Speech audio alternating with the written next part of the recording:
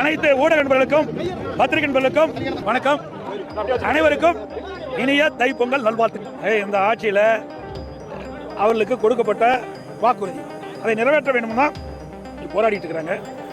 ஆகவே வாக்குறுதி கொடுக்கின்ற பொழுதே அவர்கள் எண்ணி இருக்க வேண்டும். வாக்குறுதி கொடுத்து விட்டார்கள், வாக்குறுதிப்படி அவர்கள் வாக்குகளையும் பெற்று விட்டார்கள், ஆட்சிக்கு வந்து விட்டார்கள். அதனால அந்த வாக்குறுதி நிறைவேற்ற வேண்டும்னா அவர்கள் போராடிட்டு இருக்காங்க.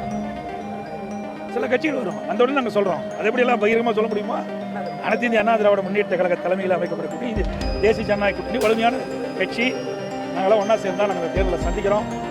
திராவிட முன்னேற்ற கழகத்தை பொறுத்த வரைக்கும் காங்கிரஸ் அந்த கூட்டணியில் இருக்குமா இருக்காதா என்பது சந்தேக நிலைக்கு வந்தது.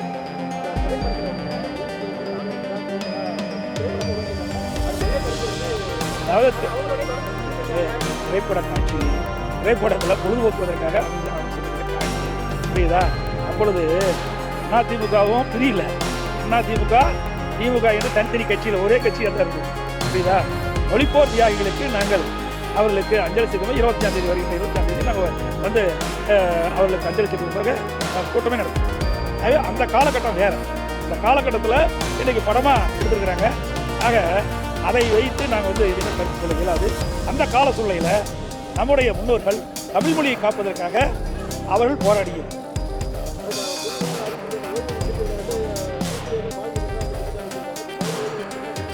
அதாவது இந்த ஓய்வு திட்டத்தையே ஒரு நாடகம், உறுதியளிக்கப்பட்ட ஓய்வு திட்டம் அறிவிச்சிருக்காங்க.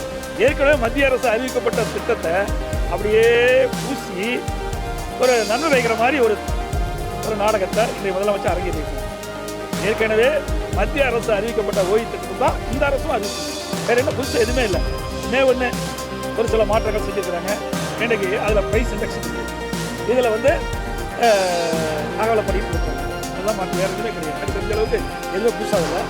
அவர்களும் கேட்பது திராவிட முன்னேற்ற கழகம் தேர்தல் அறிக்கையில் குறிப்பிட்டது திராவிட முன்னேற்ற கழகம் ஆட்சிக்கு வந்தால் பழைய ஓய்வு திட்டத்தை நடைமுறைப்படுத்தும். பழைய ஓய்வு திட்டத்தில் அரசுடைய பங்களிப்பு இல்லை.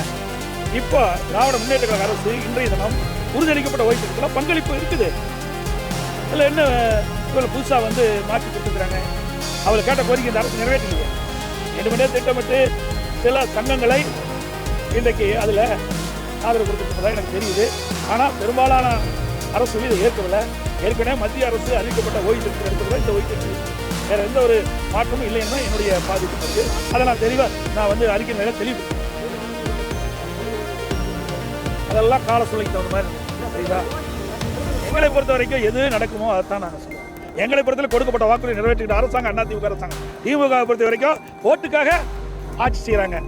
ஓட்டு வரணும், மக்களை ஏமாற்ற வேணும். நிறைவேற்ற முடியாத வாக்குறுதிகளாக கொடுத்து மக்களை ஏமாற்றி அவர்கள் வாக்குகளை பெற்று ஆட்சி வந்த பிறகு அவர்கள் கொடுக்கப்பட்ட வாக்குறுதி நிறைவேற்ற மாட்டாங்க.